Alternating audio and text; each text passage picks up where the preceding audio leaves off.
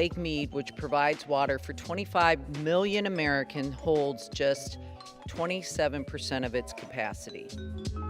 7 western states and 40 million Americans rely on the water from the Colorado River alone, and it's not the only river affected by poor water conservation. The effects of receding water levels raise huge concern for the future of agricultural, electrical, and general water usage. In fact, an estimated amount of 10 trillion gallons of water is lost from the Colorado River Basin between 2020 to 2021 due to global warming and rising temperature. Specifically, Lake Mead's water level dropped significantly over the years as displayed by the graph, falling to an all-time low in July of 2021 of around 1,067 feet.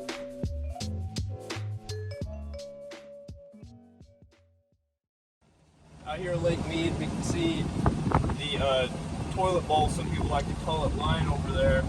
You can see where the water has receded as it has dropped almost 145 feet since the lake started when the Hoover Dam was built. If it were to drop 145 feet more, it would be called a dead pool, where the water would no longer be able to be usable. They wouldn't be able to get electricity from it or use the water for it in the Las Vegas Valley. And almost 90% of the Las Vegas Valley uses water from this recreation lake. So it's a huge problem because water level has dropped so much.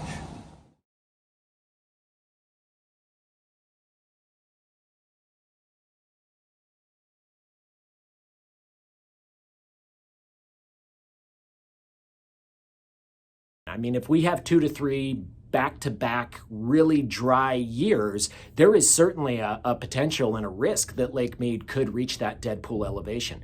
This is why the Southern Nevada Water Authority has invested $1.5 billion in new infrastructure in Lake Mead, allowing our community to access its water supply from the deepest part of the lake and below that dead pool elevation. Now, if Lake Mead does fall to that dead pool elevation, that means there is no power production coming from Hoover Dam. There's some significant impact then to California, Arizona, and power users. On top of that, water can't get through the dam, therefore there are no downstream water deliveries to Arizona, California, as well as the country of Mexico.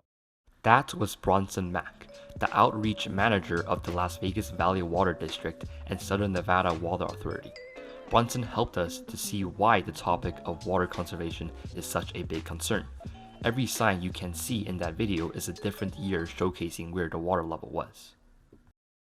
Lake Mead right now is currently supplying 90% of water to Las Vegas. Imagine what's going on with the Colorado River when it's supplying at least like 7 different states, and also just a little bit of Mexico too. Water loss along the Colorado River could significantly affect 40 million Americans if misjudged because of all it can provide. Just a couple of bad years, not dissimilar to what we can and have seen, could show significant water consequences for other areas and no power for the valley. This being said, some may argue that years past have seen good snowpack and higher water levels.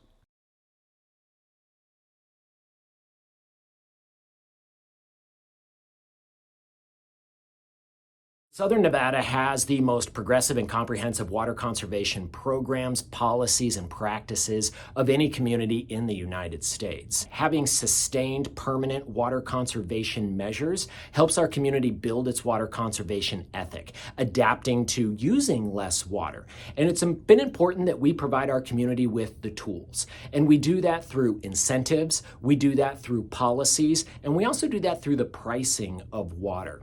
As we move forward, water is only going to become more expensive, especially in areas where it is more scarce. And really reinvesting those dollars back into conservation programs is one of the most effective things that a community can do.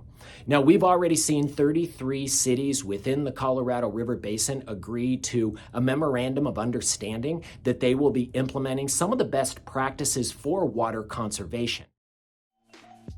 The threat of global warming has not forgotten the reservoir along the Colorado River. operating guidelines are currently being re-evaluated by officials to be put in place in 2027 for operations on the Lake Mead Reservoir. That being said, it is important that officials and lawmakers keep creating policies and incentives to combat the issues of water conservation caused by the climate crisis. All things considered, it is us, the people, that needs to adhere and support these policies in order to create a sustainable future.